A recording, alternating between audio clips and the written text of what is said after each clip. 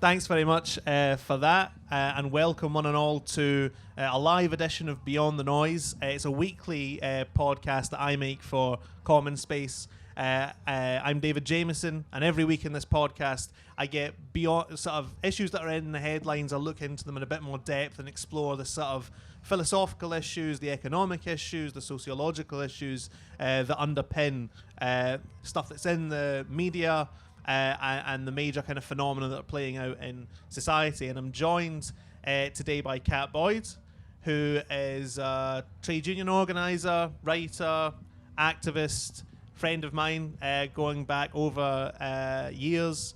And we often talk about some of the issues that we're going to discuss today, and which have been in the news a lot over the last few years. They have to do with the rise of what people sometimes call identitarianism, the new kind of public concern over our identities as people in the society we live in now, our collective identities, our individual identities, how they are changing, how they're being expressed in politics, and sometimes how they are kind of bursting out into destructive social phenomenon, some of which we'll talk about. And we're going to talk about how identity has changed over the last few decades.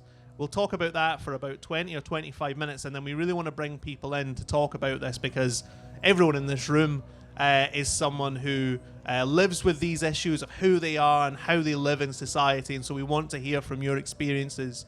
But I want to start, Kat, by asking you about, and this is often how our conversation starts about this, about what people often talk about as an epidemic of mental ill health in modern society, perhaps more accurately described as a phenomenon of mental distress, which was once thought of as something that only a small minority of people suffered from, and is now widely understood as an almost universal phenomenon of mental distress, of addiction, of mental ill health, of feelings of alienation and isolation, and why they manifest in this precise period of history in a way that they haven't seemed to have in other parts of the modern era, in the 20th century, and other parts of the in the 19th century, and so on. First of all, Kat, what's your general take on that? What does the phenomenon of the expansion of mental health in society tell us about modern society?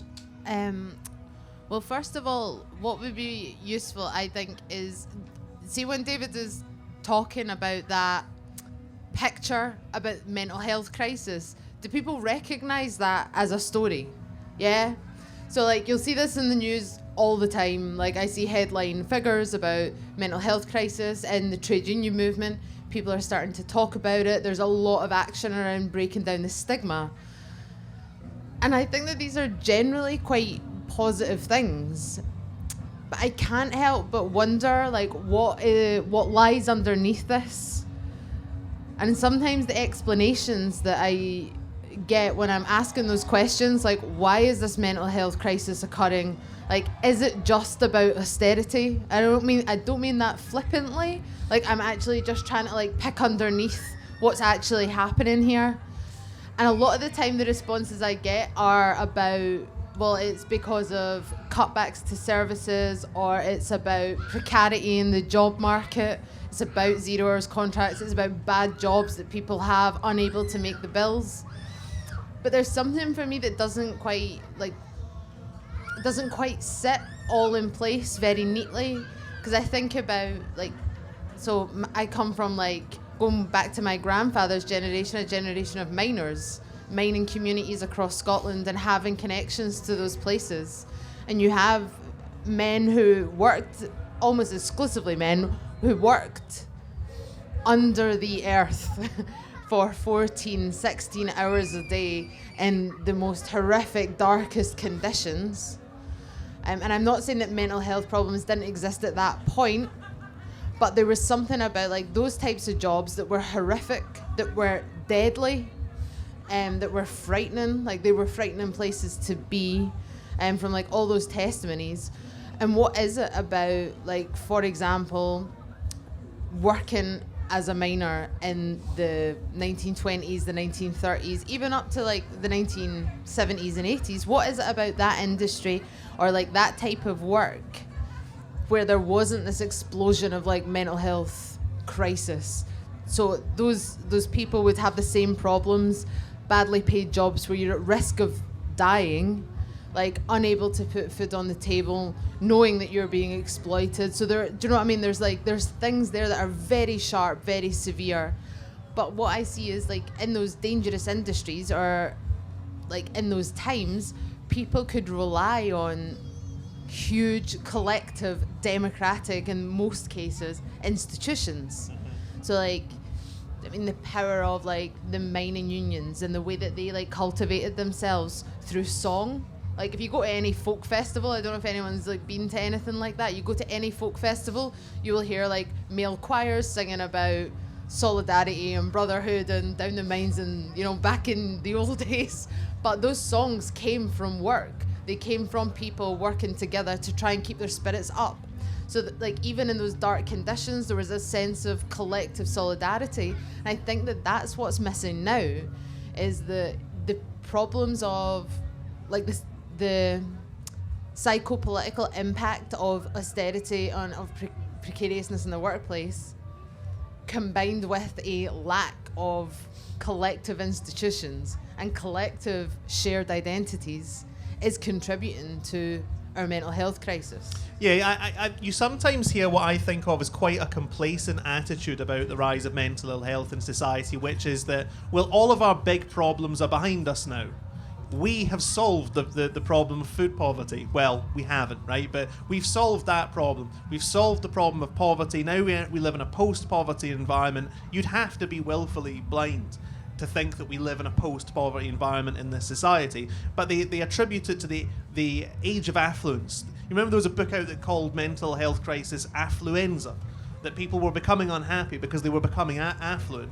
I think that's a very morally complacent attitude about why mental ill health happens. But actually, what has happened in recent decades is the impact of what people sometimes call neoliberalism, the impact of associated philosophical trends in society, the decline of collective cultures in society has created a very atomized society where people compare themselves in identity terms almost exclusively as individuals compared to another individual. People point to this a lot on social media, this idea of people are only seeing the most manicured version of everyone's life. So they're seeing everyone's little private individual successes, their marriages, they're getting a degree, getting a promotion, all that kind of stuff. What people aren't doing is what they would have done in that mining community, sharing their sorrows, sharing their difficulties, sharing their weaknesses with each other, and sharing a common idea, like a common mission, an idea of who they were in the world, the mission of the mining community to improve itself, the journey that community, that collective identity had been on. I've actually got a couple of folk already raising hands in the audience, so I wonder if we could pass it out, because I'm very interested in this being like a democratic discussion. This guy over here, and then there was someone at the back as well. Hey, how are you? I wasn't sure about the format that you were going for today, but just to say, like, just to signpost, as much as I will tend to agree with a lot of the topic of conversation when you talk about economics in this situation. My grandfather was a miner at Glasgow City Council. My grandfather on the other side was the head of the second in charge of the British Medical Corps during the Second World War. So I come from sort of two very polar opposite type communities, and I think it's important for me, as you said, to give reverence to where we as individuals have come from. But just important thing to signpost for me in this part of the conversation is that religion has to be mentioned at the front of it, because I know on both sides of those families that's just something that doesn't really exist in either elements of our family now, whether it be Catholic or Protestant or what it was at the time, old school Protestant to canvas lying and like miners, where my family come from in the mining community. That religion was an outlet that a lot of people could give themselves to, that would answer a lot of those higher questions that are now being talked about and in modern society. You're talking about institutions. I think religion is one thing that has to be signposted really early in this discussion. I mean, that's something that has eroded as, would it be the scientific method of looking at religion, and then going into the social political things. It's very important to make a note that the religious meaning is people looking for meaning outside of religion, whereas that used to be such a pivotal point of Scottish culture. So that's really just what I wanted to say is like, before you go into the economics and the role in their tribes and the clans of community and trade unionism, it's very important to note that religion was very paramount, especially in my family on both sides, in that kind of realm. So I just wanted to make that. No, that's a good point. I think that that's really interesting. I'm glad that you brought up religion, because in the other conversations that David and I have had about like this subject, and we talk about collective institutions, the one that I always go for three very obvious examples. So when I think about my gran, I was very very close to my grandmother, who, her father was killed in the First World War, lived in abject poverty, cut her hair to sell it. Those kind of horrible stories. But she had something that I find, I don't know, I've never really had it the way that she did, and it was this sense that I know that my child will be better off than me. She knew that instinctively, and I think that is to do with the fact that there were three big institutions in her life, and that was the trade union movement, a big communist party, and the Catholic Church in the west of Scotland. And I'm not saying that the church was progressive or anything, but I'm saying that people went there as individual human beings, but they subordinated at least one part of their ego for a unity of purpose or a higher goal or a common good, the same way that it happened in communist parties or trade unions. But I think that was a central pillar of building the apparatus for hope and taking people outside of their self. The self wasn't the most precious, it wasn't the primary aspect of living was about the self. It had the collective aspect to it.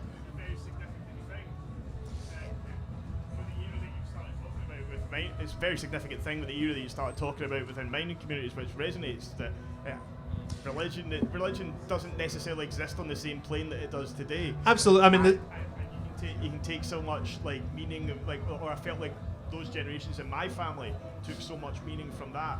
The three pillars is a pillar is a pillar, like a principle is a principle. Absolutely. There's a whole discussion in modern philosophy about the problem of, sometimes called the death of God, that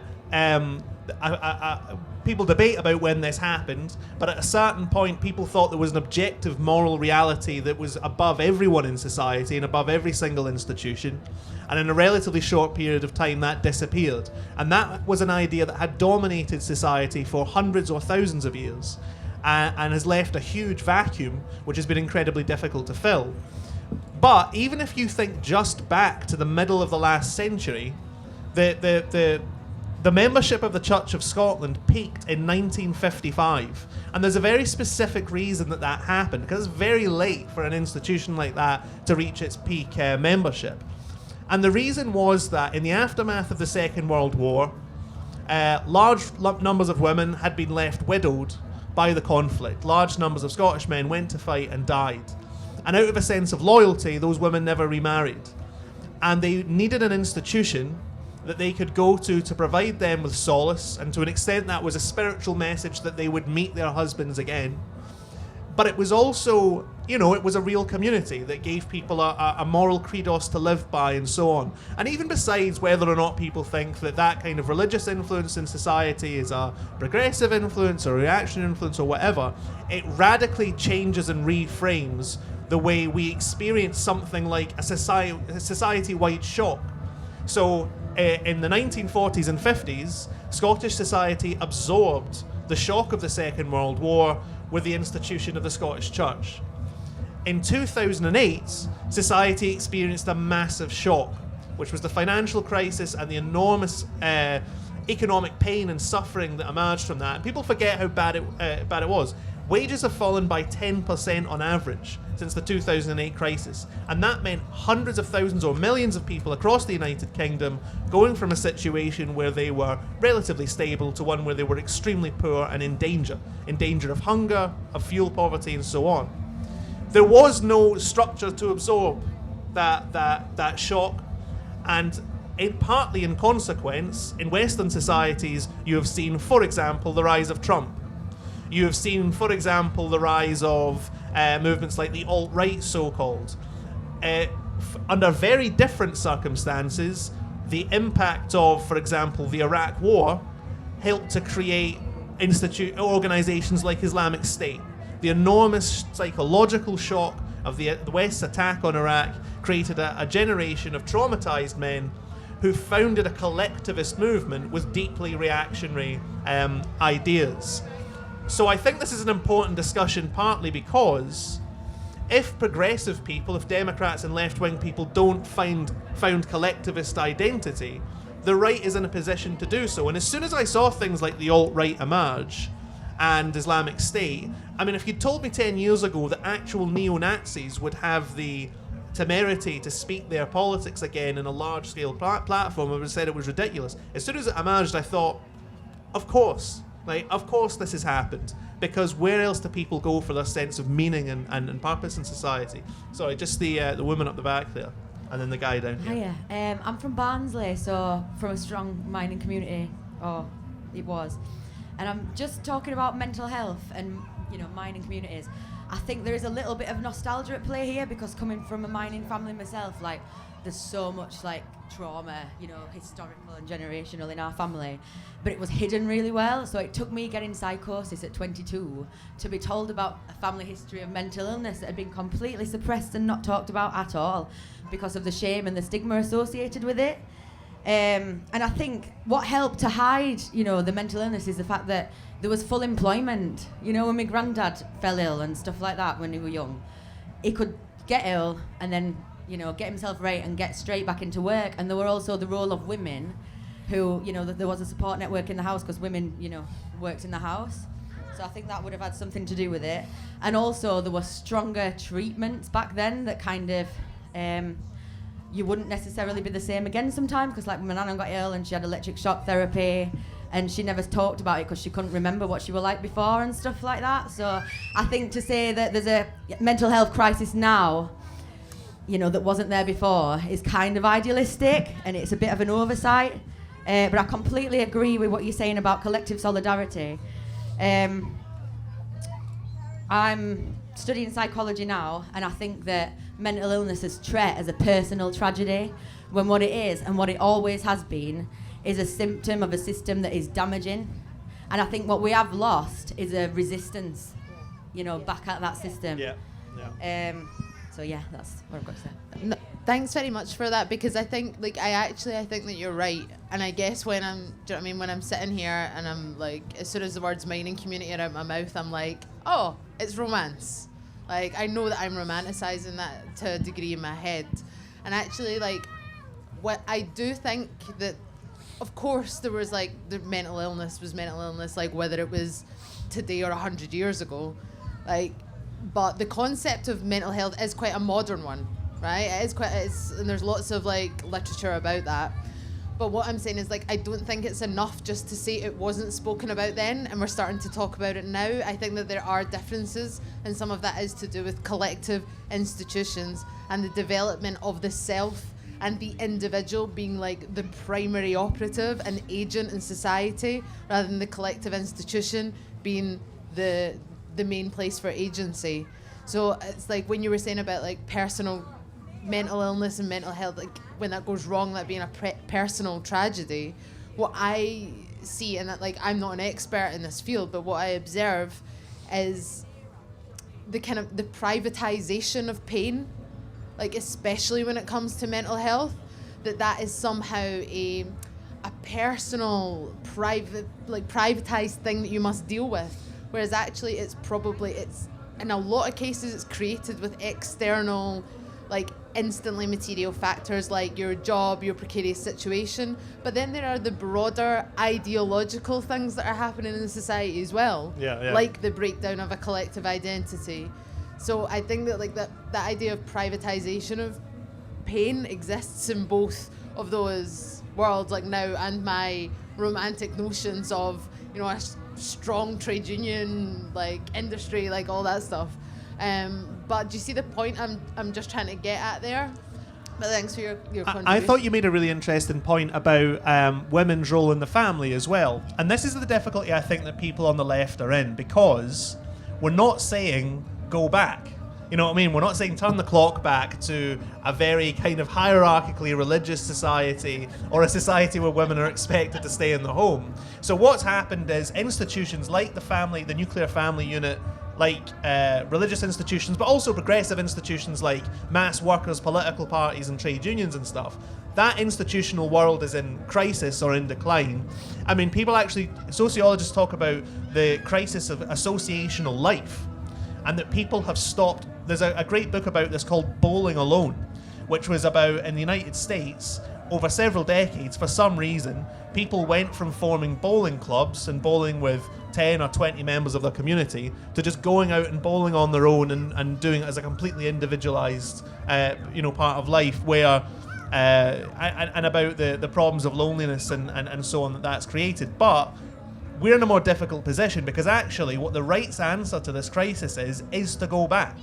So like those two forces I named, the alt-right and Islamic State, they do just say, bring back the family, send women back into the home, bring back absolute religious authority that's unquestionable, bring back racial hierarchies and identities and so forth.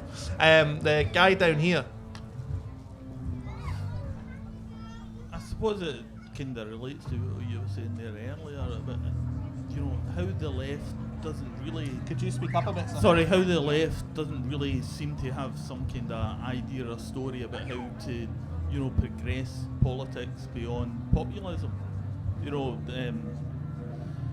of idea that, you have to go back to a collective kind of, policy. How do you see that story unfolding in the future?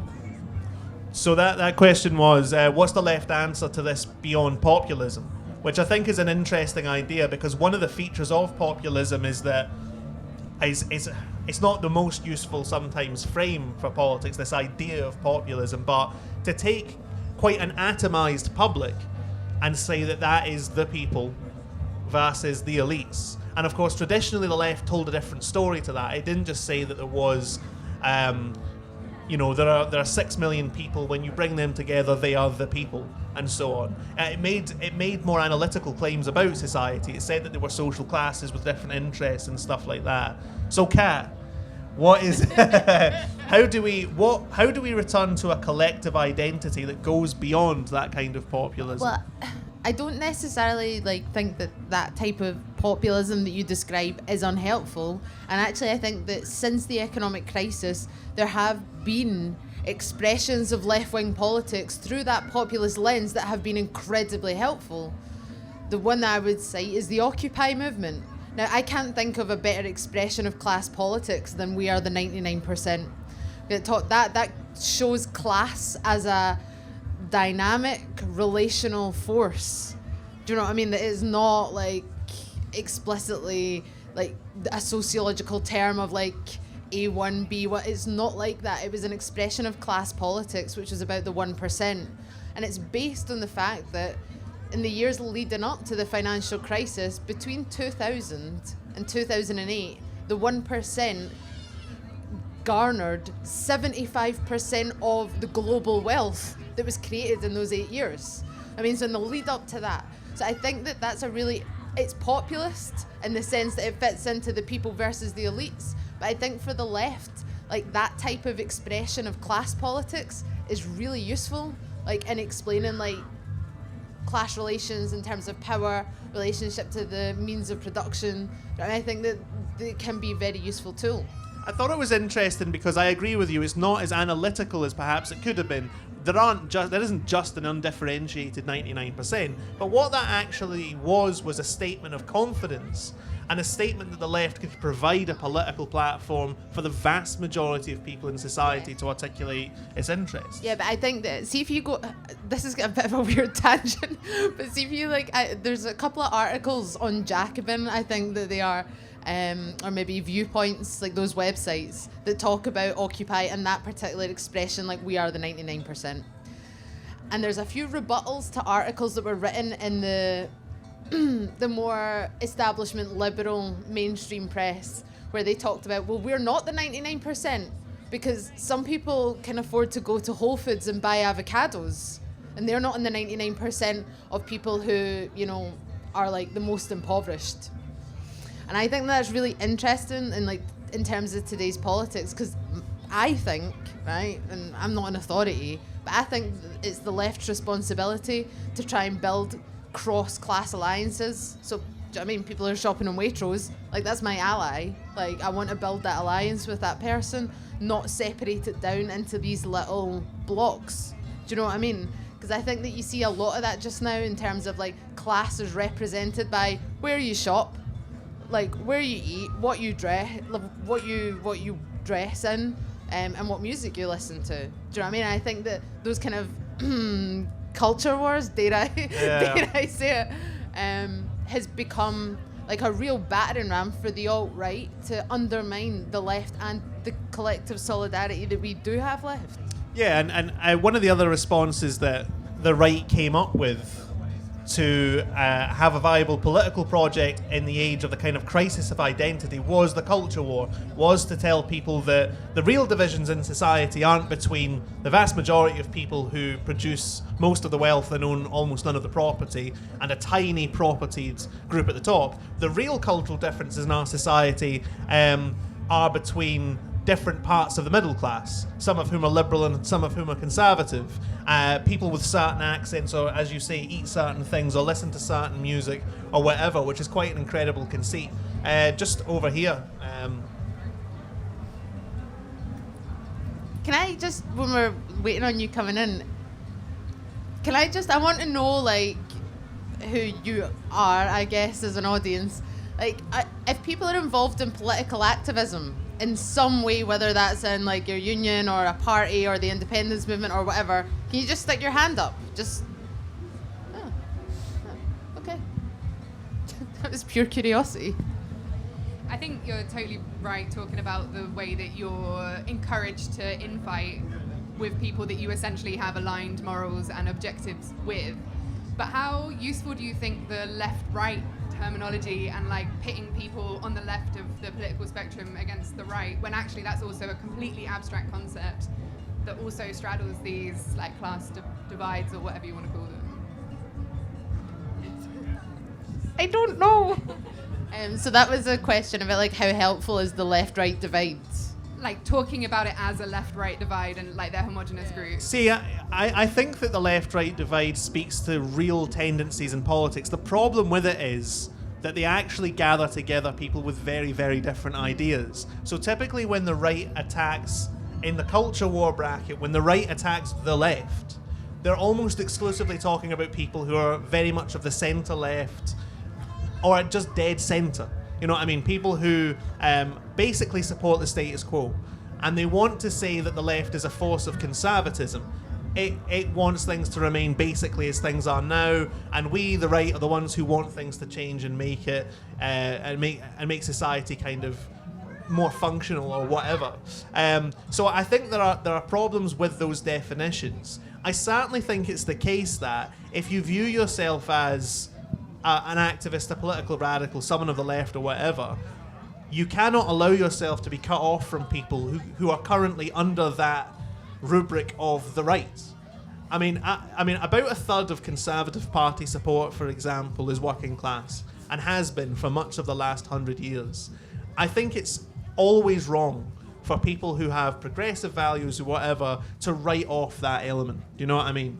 I never assume that because someone votes a certain way or has certain reactionary views. I do think that it's incumbent on the left, for example, not just to hear someone express a racist view or a homophobic view or whatever and decide that they are irredeemable. You know, even on that level, even on a values level, at its most powerful, the left was a force that transformed the way people saw the world. It took people who saw the world in reactionary terms, in racial terms, or sexist or misogynist terms or whatever, but provided them with not just an ideology and a different way of seeing. I suppose this is what we're talking about here. Provided them with an identity. Provided them with an idea of we are part of a mission to change society, and gave them the collective vehicles to do that.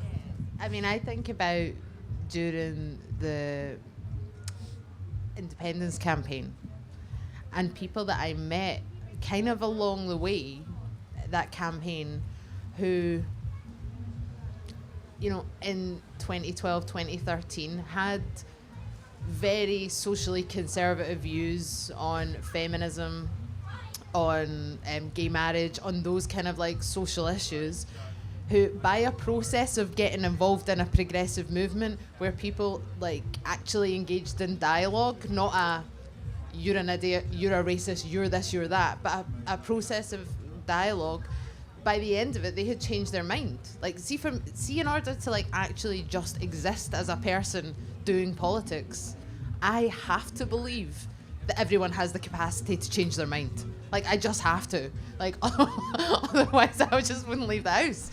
Do you know what I mean? Like I've got to believe in people's capacity to like self-educate and grow and change, and I think that that's important. I think that's also the importance of community, right? Like when you were forced almost to spend time with a full community, you got that spectrum of opinion and you had to negotiate it.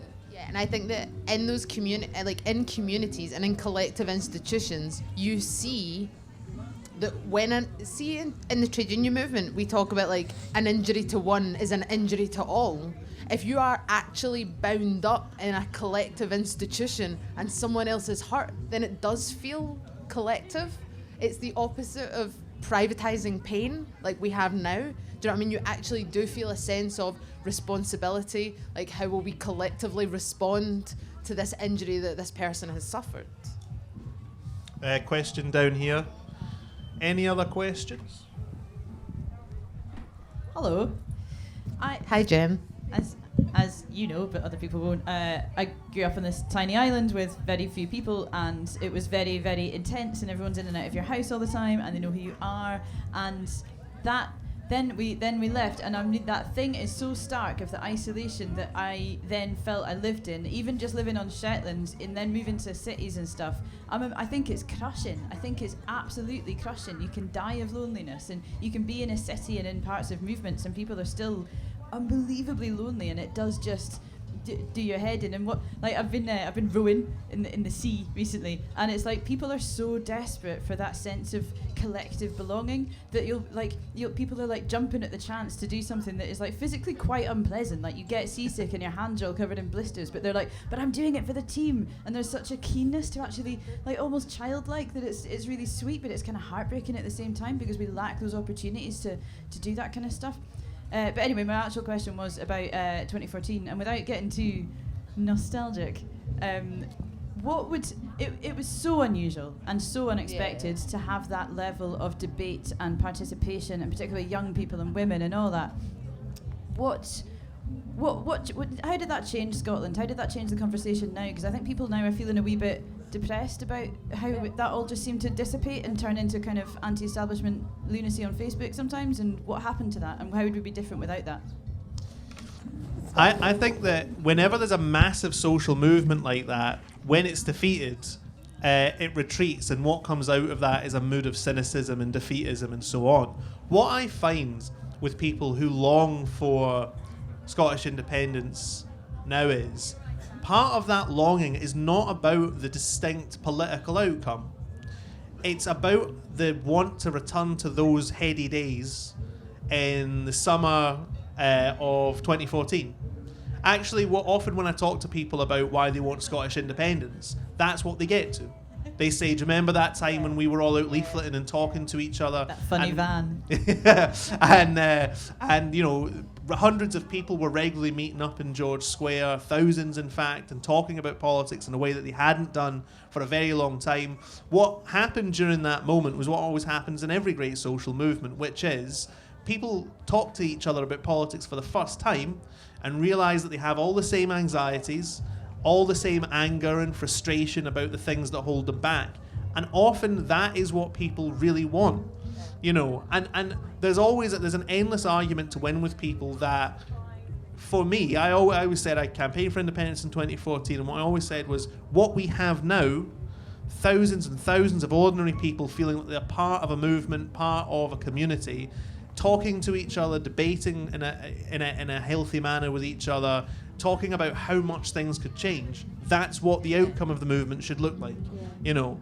And there's always a danger that idea fades. I mean, I don't know what we do now. Like, I certainly sometimes feel that kind of, like, a bit of grief for, do you know what I mean, that kind of that level of activism. And I think, David, you're right, like in terms of what you say about and it does tie in with your point about loneliness, Jen, because I think that at that point when people who, even myself, so when I first got involved in the radical independence campaign, like the activity that we had done up until that point was very much on the fringes. like we were, you know, usually like campaigning on Palestine or like very anti-austerity or building for a strike, and it always felt like that we were a fringe element. And when we started radical independence, it was about 10 of us. We're all under 30, or an assorted bunch of Marxists and feminists and I was going to say weirdos there, yeah. Weirdos. And we were very much on the fringes. And then just, I think partly by luck, like we struck a chord with people. And I remember like speaking at the Yes Glasgow launch and kind of just saying what I thought, like airing those grievances and sharing my hopes for the future, and people coming up at the end and being like, yeah, I get that. And suddenly our ideas had gone from being really fringe to this idea of like, we're no longer alone. Like there are thousands of people who share this like hope for the future, who are completely despondent. And for a very brief time, that level of alienation, which exists in political activism as much as it does in work, like was broken down. Do you know what I mean? And people like went to meetings and they heard new ideas and they made new friends and people's lives were transformed. I wonder if there was a independence referendum tomorrow. There isn't. Who here would vote yes? A majority, but not kind of universal. I'm quite interested by that. Who doesn't know how they'd vote? But yeah, I mean, what that moment proved, though. I mean, this is the other thing: is people went from beating themselves up to collectively identifying the problems in our society and becoming motivated to do something about them. The lady at the back here. Yeah. We've got about 10 minutes, so if anyone has a question, get it in. So how do we get that back with the political situation as it is in the UK and what's going to happen inevitably with the Tories still being in power and all the rest? How can we harness that again and go for it again and this time win? Do you have any idea how we can do that? Do you think do you think it's possible to grab hold of that again? There are so many more people now who have had their eyes opened about, you know, all those promises were made and they've all gone to pot. Nothing has come to pass, and it's all properly going down, down, down. There must be some way of harnessing that and bringing back that optimism and that positivism to do it again. And actually win this time. I hate to go from a sort of philosophical debate and a sociological one to a political rant, but the first thing that has to happen is, with Boris Johnson coming to power, heading towards a constitutional crisis the likes of which has never been seen before in this country's history. It's about time that people in this country had their say.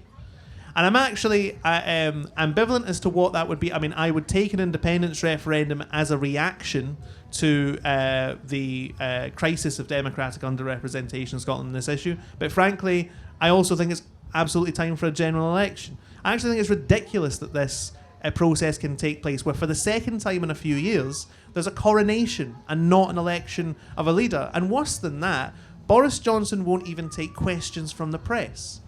He's going to be elected by 100,000 people who could not be less representative of the country, and he won't even talk to us about what he's going to do. And the only solution to that in a normal democratic society is a general election. I'm not saying that's a perfect solution or it'll right all our wrongs or whatever, but as a point of principle, we have to have a say on who runs the country, what policies they have. Every policy of the last government's going out of the window, and there's a totally new policy perspective, and no one is being allowed to vote on it or even talk about it. The press are being told we're not going to talk about it. Sorry, that's what happens, right?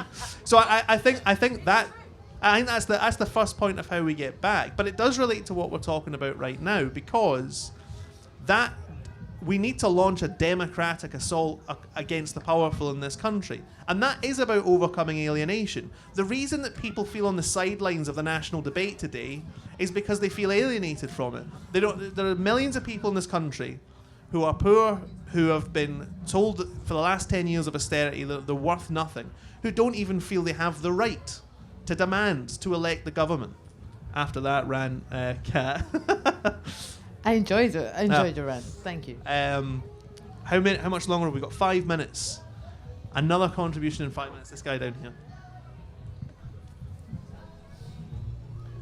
I'd be interested to sort of hear your thoughts going back to the sort of conversation on loneliness and sort of thinking about the mental health crisis and how it links to sort of masculine identity and male identity, because like we've sort of talking about things like toxic masculinity and stuff, and then we've seen with the drugs sort of deaths, about 3/4 of them were men, and then in addition you're sort of looking at suicide rates, and again it's sort of a similar figure, 3/4 of them are sort of men, and I'm just sort of thinking what more can we sort of do to sort of bring sort of male mental health sort of more into the conversation, because it seems sort of like in my own sort of mental health journey, and when I've like in my place of work I signed up for like a mental health advocacy program where again a majority of people were sort of women, and then lots of sort of recommendations for like materials sort of reading stuff are sort of by women again, and it's sort of just this like what more can we do to sort of make sort of men feel like having a mental health sort of issues is more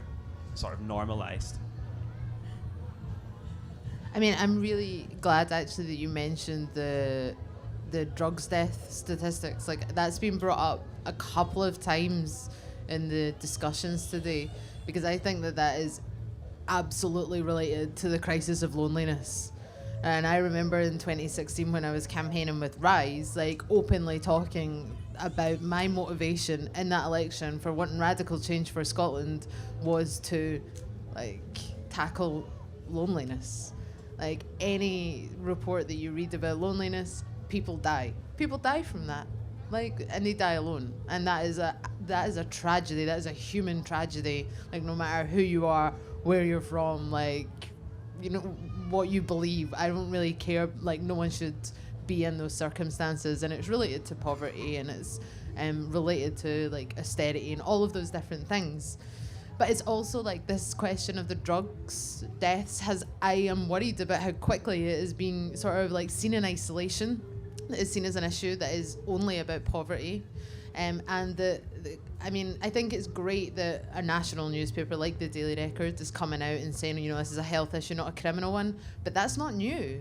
Like that's not a new thing. Like I think that we had the discussion in Scotland about 20 years ago that it was a health, not a criminal issue, and then people got stuck on methadone prescriptions for 20 years, and it was treated like that's a health thing. Okay, we're treating you, on you go.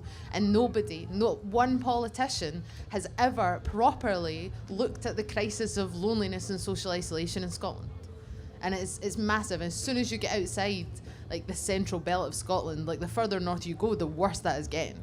Like infrastructure, like basic things like broadband connections. These kind of problems aren't being seen in like a holistic way that's actually about loneliness, and drugs plays a part in that. Just speak into the mic because we're recording. I think as well those sort of voices aren't being heard, like people who sort of suffer most from the drugs crisis and sort of how it's linked to mental health. These voices aren't heard by the policymakers who are making those sorts of policies. So I think it's really important that they're sort of brought in to sort of shape that sort of policy, and that's something that I think a Citizens Assembly we could do quite well in Scotland. Is sort of that's an example of a way that could work pretty well, is sort of bringing those voices into the conversation.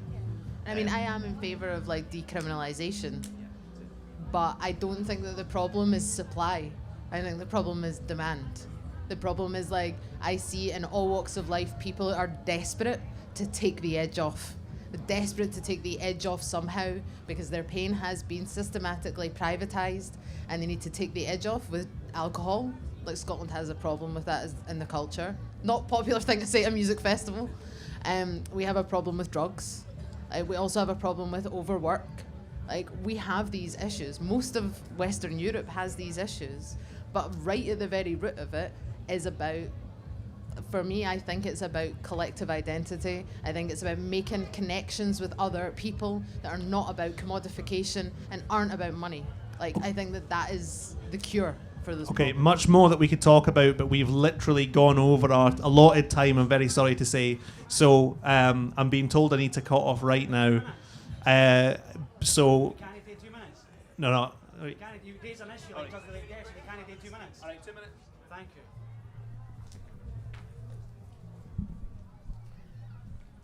I just wrote an article for The National, and I'm currently making a documentary around the drug-related deaths, and there's no point. The mental health, I work as a support worker as well as working as a film director, right? So every day I work with homeless folk, and I work with folk who have been through a tremendous amount of trauma through the jail, through the care system.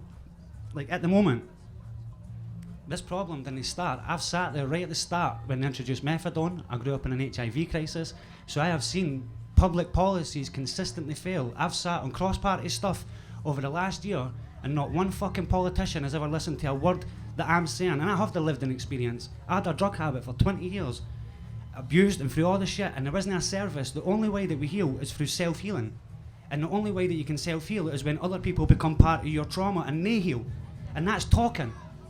It sounds simple, it's talking. You didn't need money for this situation, and the way that our schemes are, it's not just oppressive, it's over-policed.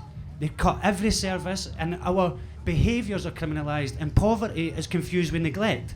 And that means that it's easy for a social worker to walk into a house and go, that door's smashed, they look like this, they look like that, and suddenly it becomes a case. And that's why, this is no inverted snobbery either, that's why it's usually working class children that are taken. And at the moment, we're being part of the review and at the care system as well. So I'm privileged to sit there and be part of something that changes. And I use the word love. And when you sit there with all the bureaucracy and you use the word love, it's like they have post-traumatic stress now. Because you're talking about young guys. When you say toxic masculinity, it's like we're not allowed to be angry anymore either, because the word masculinity is used with such force that it means that you're almost conditioned down. And that's the problem in this country, that you're not allowed to be angry anymore. So when they're fighting over environmental issues, when they're fighting over these issues, there's no collective voices. You know why? Because when you're talking about identity, the media means that we didn't have a platform in this country at all. So in England, you've got SBTV, you've got Link Up, they're using hip-hop down there to take on usually black and Afro-Caribbean problems down there. In Scotland, we have nothing. And I'm sitting saying something because, like, I make movies for a living, and I'm all right. Like, I'm on that BBC's channel quite a lot, so I sit here in a real privileged position, but I'm constantly every day in the schemes, and I know for a fact I give the voice to folk through schemes. It's not just me and Loki either. There's a hell of a lot more people like us with lived-in experience that have been in prison, that have came out and turned our lives around, and there's no opportunities for us. So it's sitting in a scheme, and when you're talking about dealing, I see, when we say the drug user, how is it that with alcoholics people can drink properly, but when you see the drug user, because we didn't have a differentiation between it, people here recreationally use drugs, but when I come for a scheme, I misuse drugs. And I'm still trying to get my head around how that fits. So I think with the identity thing and all that as well, like, we're in the cusp of a real awakening of people, because when all that medicine comes down, emotions come back. And that's where collectively we should be aiming for stuff like that. Do you know what I mean? To really use media, because we didn't do it in this country, and it's left to folk like BBC or middle white class journalists dictating what the narrative, and that's changing, but it really needs collective people to really put all the resources in together, because right now we're just sitting there like that bear that's been in the fucking cage for 40 years and it won't move. It won't move. So it really is up to loads of people to come together and collectively have a voice, because right now, like, politicians have failed, and I think the whole political system has failed us. So right now I can't see how the fuck I engaged, apart from when people are angry about it up the ton. Thank you.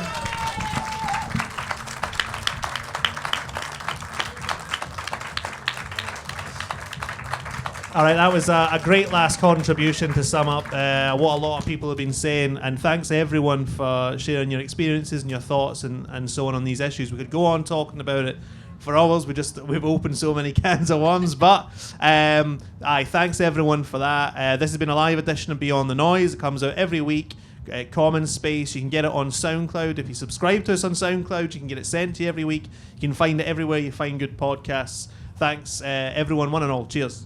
Thank you.